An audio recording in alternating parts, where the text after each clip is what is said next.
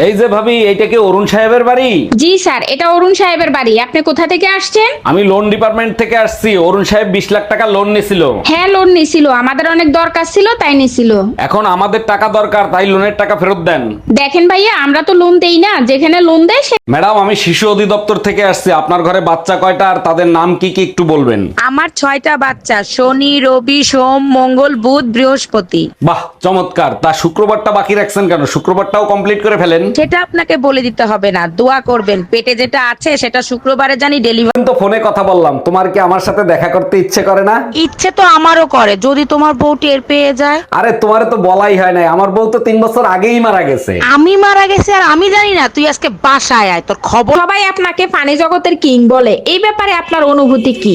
দেখেন, আমার সব অনুভূতি আমার সব ফ্যান্স ফলোয়ারদের নিয়ে, কারণ আমি যেটা করি সেটাই তারা অনুকরণ করে। সত্যি অরুণ ভাই, আপনার মতো কমেডি কিং পেয়ে আমরা ধন্য। আপনার ফ্যান ফলোয়ার্সদের উদ্দেশ্যে আপনি কিছু বলেন। আমার ফ্যান্স ফলোয়ারদেরকে আমি একটা কথাই বলবো, আপনারা কোনো টেনশন করবেন না, আমি জাহান্নামে গেলেও আপনাদের সাথে নিয়ে। দুলা ভাই, আমারে আপনারা বিয়ে দিবেন না? দূরশালী, তোমার এখনো বিয়ের বয়স হয়েছে যে বিয়ে করবা? এত কিছু শুনতে চাই না, জলদি আমার বিয়ে দেওয়ার ব্যবস্থা করেন। আচ্ছা সত্যি করে বলো তো, এত তাড়াতাড়ি বিয়ে করে কি করবা?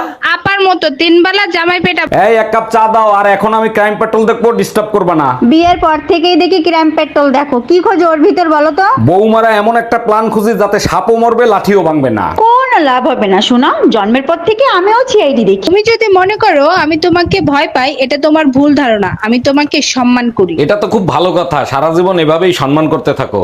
আজকে তোমাকে একটা কথা জানায় রাখি, তুমি বাদে সবাই জানে আমি কতটা ভয়ঙ্কর। তাহলে তো সবাই এটাও জানে যে ভয়ঙ্কর বউকে কন্ট্রোল করতে পারে সে কতটা ভয়ঙ্কর।